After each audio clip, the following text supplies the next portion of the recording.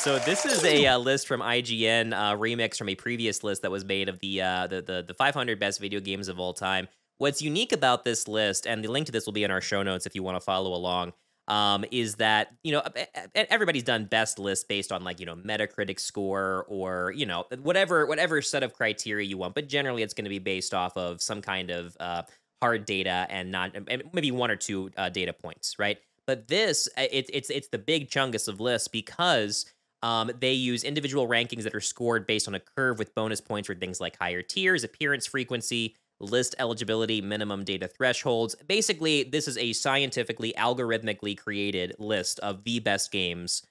With a massive data lake set to begin with. 80 historical all-time best of all-time lists that were published over the last 30 years. And then they use that criteria you mentioned, Nick, as a part of the methodology to mathematically rank them. So you're not talking about one list here, one list there, and some subjectivity. Yeah. This is crunching the numbers. You've got your Excel file, you've got your algorithm, you've got your macros, and it's spitting you out what the system's telling you. So I will validate that the methodology stated here is sound, and I will support and endorse that. That is a well-articulated way of approaching it. Brad stamped it, Bruno. That's great. That's huge. That is. I mean, I didn't know that was even going to happen today. We were not aware that there was a Brad stamp standing by. The big question is then, Brad, will this list sway you to try out any of these games or maybe reconsider some of the games that you've played in the past and maybe try something new in the future? Mm-hmm. Maybe. We'll see. Maybe. We'll see. Okay. Maybe. Okay. Well, let's get into it, because a lot of people, the people that are listening but can't, are not watching or whatever the case may be, they may not be seeing or reading this list. So I think we should go into the top 10. Let's do that. Yeah, let's hit the top 10 here and just see. There's some surprises. Can we tease what 500 was, just so we know what the basis was? Oh, what was man, you want to go all the way to the bottom? Game that just made it. I have to scroll all the way to the bottom, Brad. Are you already there, Brad? Top 15 instead of top 10? I'm getting there. I'm in the 300s. Okay, so am I. Who's going to get there first? You are, I bet. I don't know. There's a back to the top button. I wish there was a to the bottom button. Yeah. So I will go ahead and I will go as they look for the 500. I got it.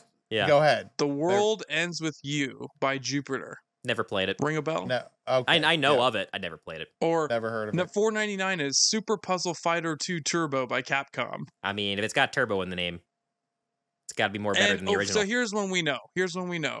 Donkey Kong Country 2 Diddy Kong's Quest from Rare was $4.93. So wow. there's and Turtles in Time was $4.89. Was that, so is that the SNES version? I believe so, yes, from Mm-hmm. Konami. Okay. So, there you go. Just a few familiar ones near the bottom that folks may or may not be aware of. And Pokemon Diamond coming in at $4.66. So there, just a few to kind of set the low end and see where we at now as we approach the top 10. I like it. I mean, Bruno, looking at this list, man, like I said, we can kind of focus in on the top 10 unless you have something that caught your eye. Halo Reach at $4.63. Bruno's got to hate that.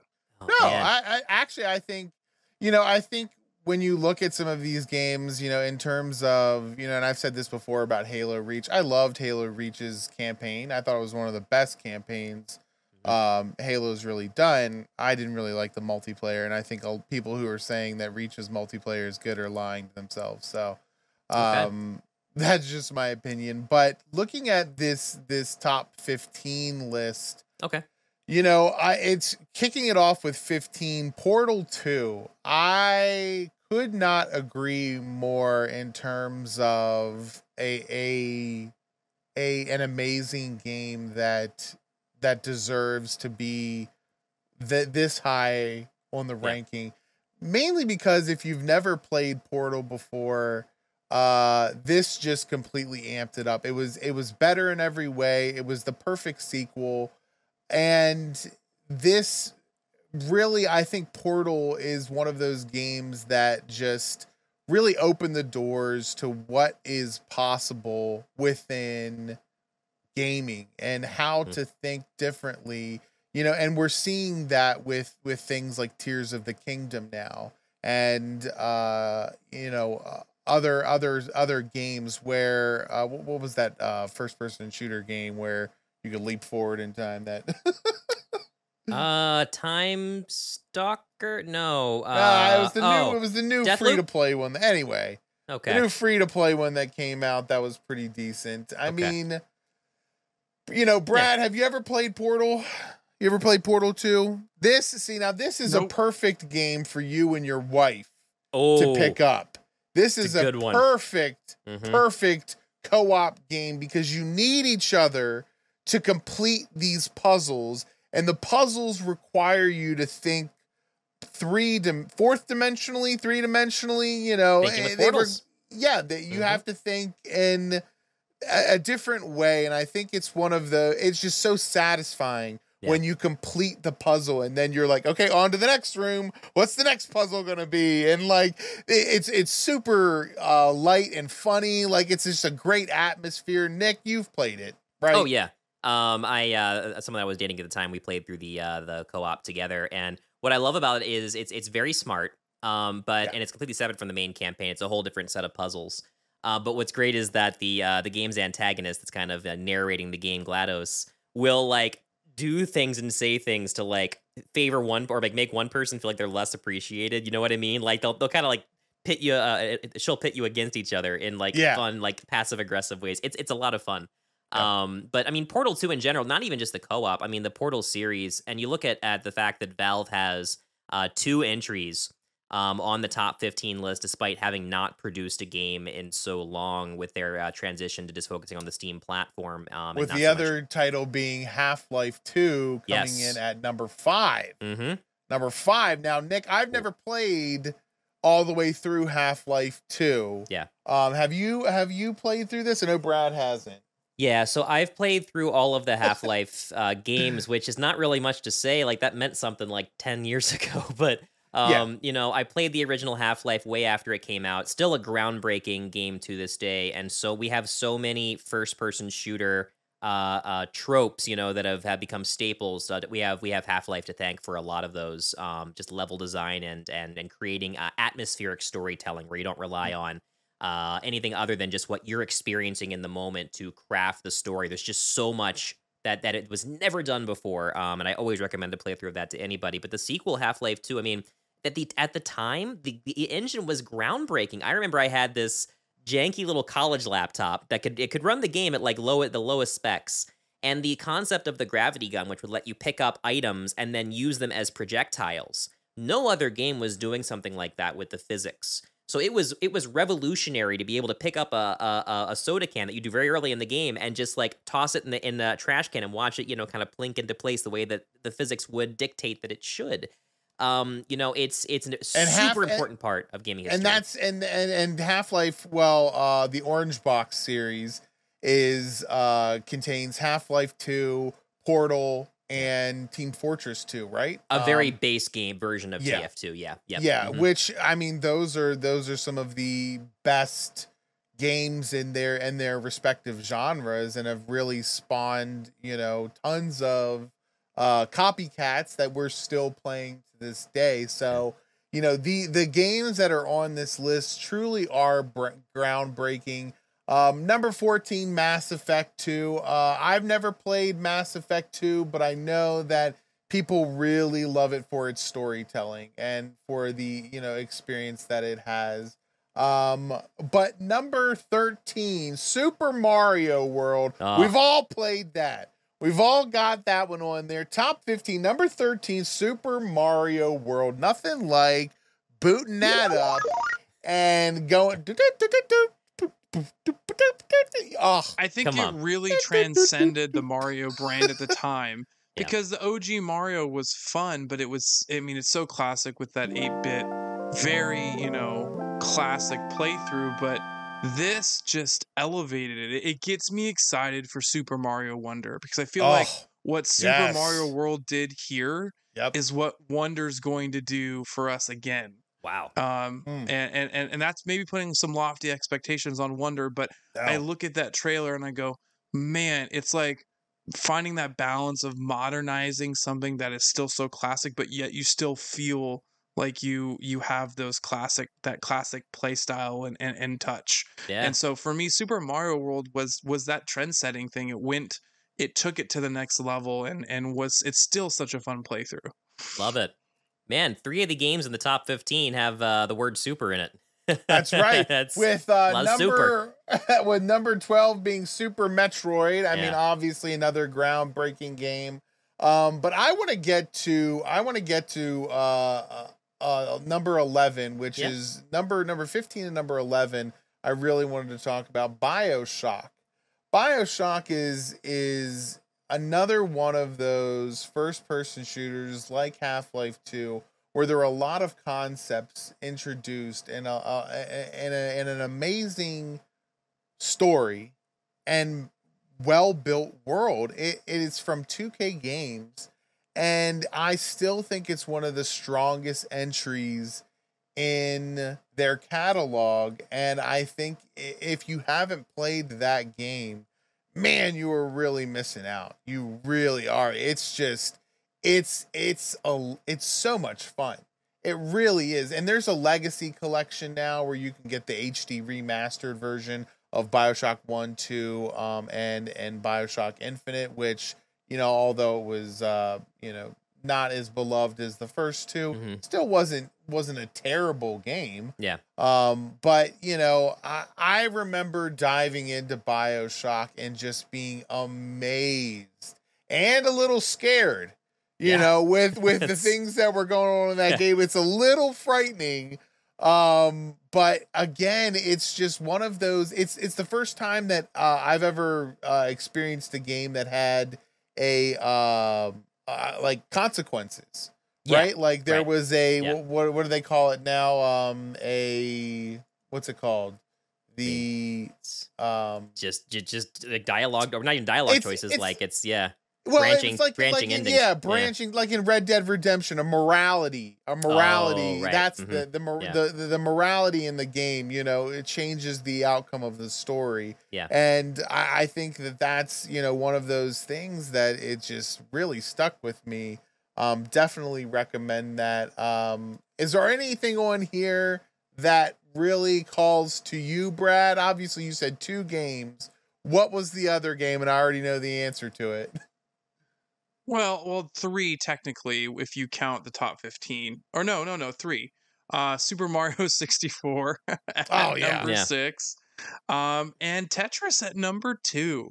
Wow. Yeah. Specifically the Game Boy version is what they're the Game Boy listing. version, yes, which I have put away with my OG brick Game Boy. Oh yeah. It was packed. Who it was a pack-in hasn't game. played Tetris? Who hasn't played Tetris on any platform? But that was it's such a classic game. Like it surprised me when I first looked at this list that Tetris would be at number 2. Yeah. Like that's beaten out a lot of incredible games. The fact that a simple game like Tetris is still charting across these greatest of all time lists at number 2 mathematically. Still one of the top grossing franchises, video game IPs of all time, just because there's so many iterations and it's crazy. I mean, there's that whole that Defoe documentary, right, about the creation, how Tetris had Biopic. to get approved in Russia and all that kind of stuff, and the crazy things that happened behind the scenes. And it's like you have to understand the context behind Tetris. In that the Game Boy was such a revolutionary handheld device. Like no one was doing and it was affordable too. Was the big thing.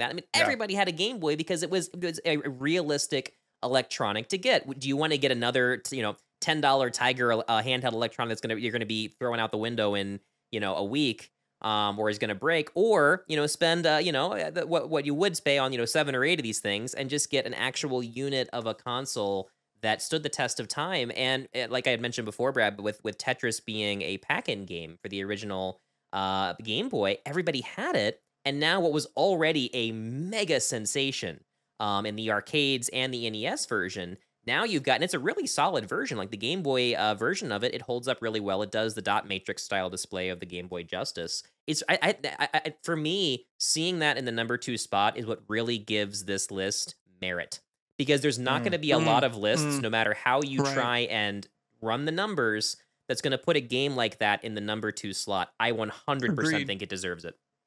Well, that just I shows you that agree. it's got staying power across all the lists, right? If we look at the methodology again, it's on a curve with appearance, frequency, a lot of things, individual rankings. So that means it's popping up consistently, though. High, right? Like that shows you that across these 80 lists, it's got to be a consistent ad, right? Yeah.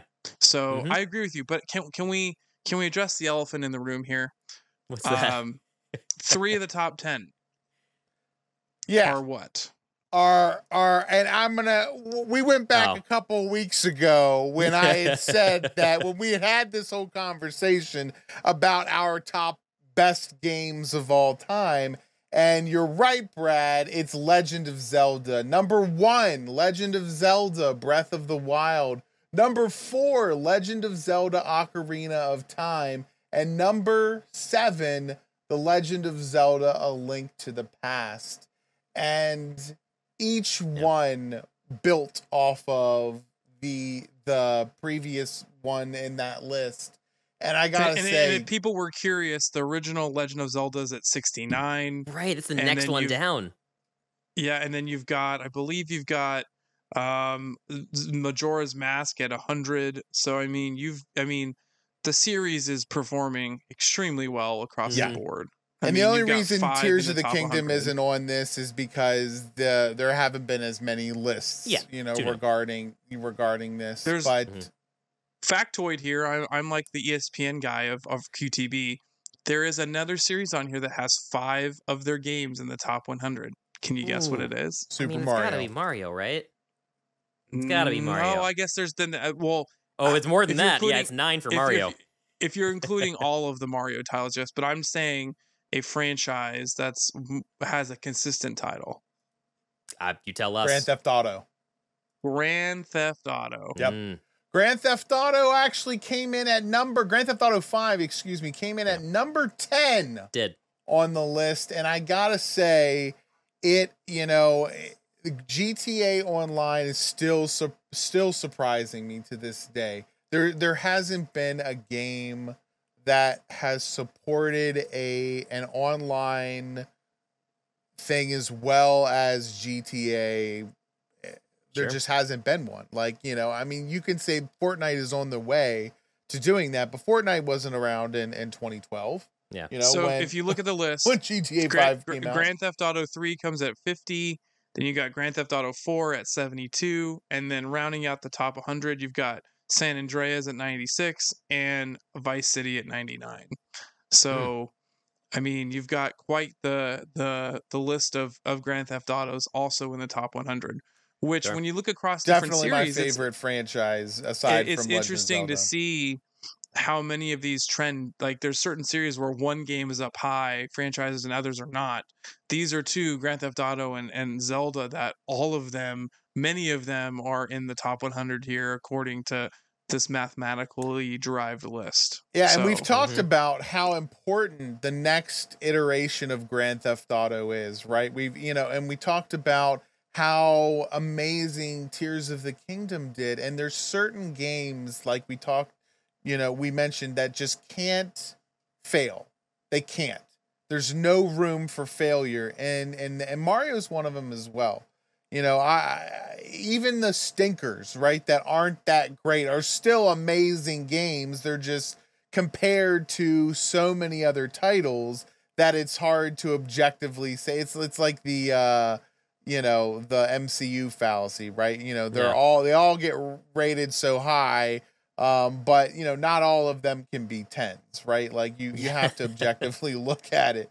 But I think that just goes to show you that if you haven't played a Grand Theft Auto title, or if you haven't played a Legend of Zelda title, you definitely need to jump on and check one out.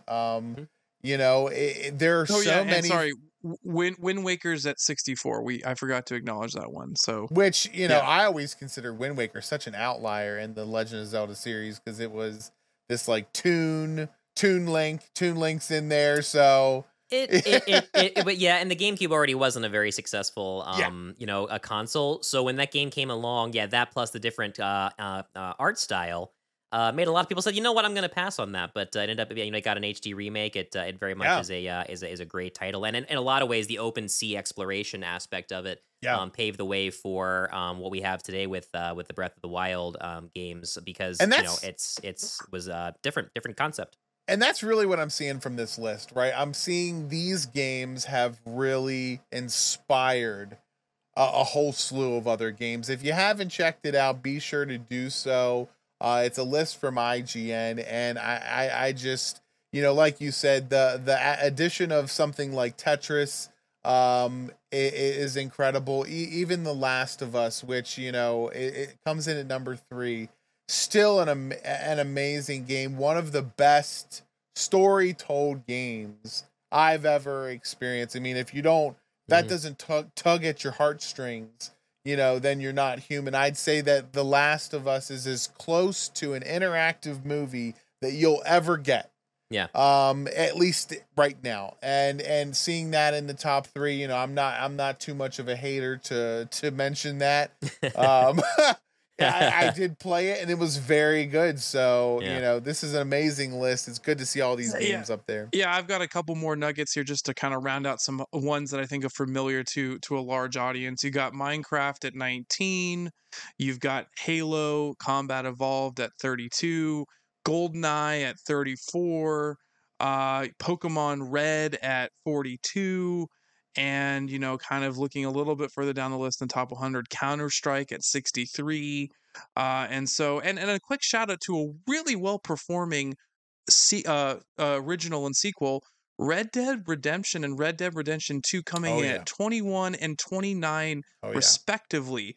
That's a lot of respect for just a franchise with only 2 games and them being both in the top 30. So just a couple nuggets there on some others we've seen on the list that I think are well known, and Fortnite down at 74. So, but the Red Dead Redemption showing well for both titles in the top 30 says a lot about that franchise as well. Yeah, I mean that's another Rockstar classic. So again, I would say in the same vein of Grand Theft Auto, if you haven't checked out Red Dead Redemption,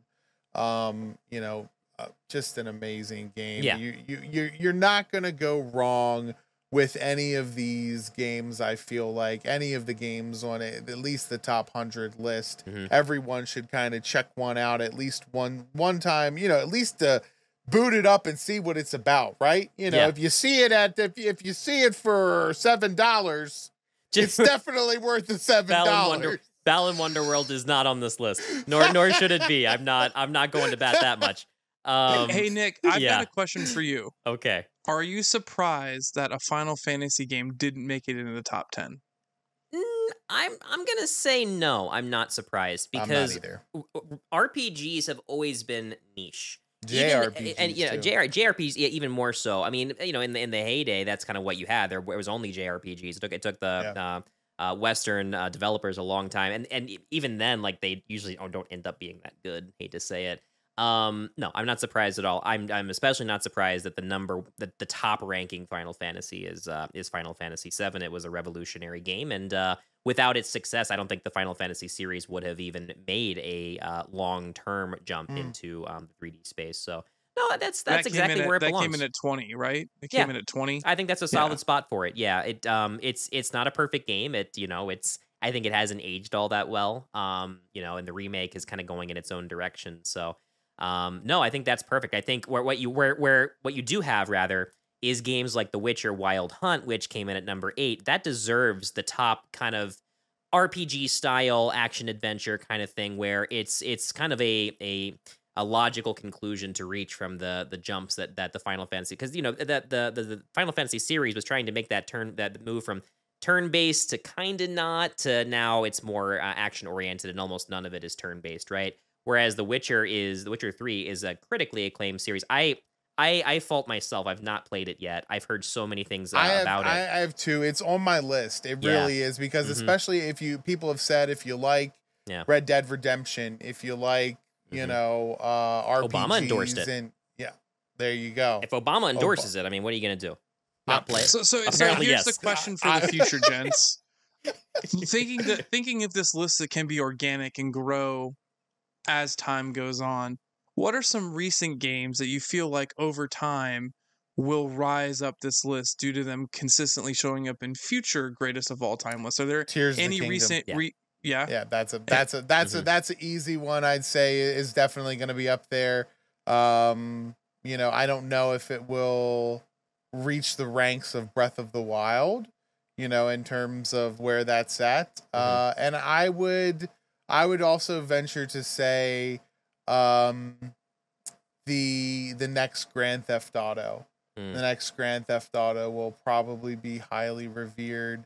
I mean, it's been so long since GTA 5 came out. There's no, you know, I've got one that could peek and see what you guys think. Do you think Mario Elden Ring Odyssey. will make the way up the list? That's exactly what my pick was. Yeah. I think Elden Ring will get there, because right now, like you said, it's just too early for it to make it onto this list. But Elden Ring did the impossible, which was it made Souls-like games palatable to mainstream audiences while still being weird.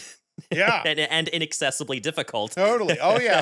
I mean, I haven't even beaten the first boss, but I've gotten so far in the game, and it's just like by not fighting, I'm like, I'm not fighting you. Get out of here.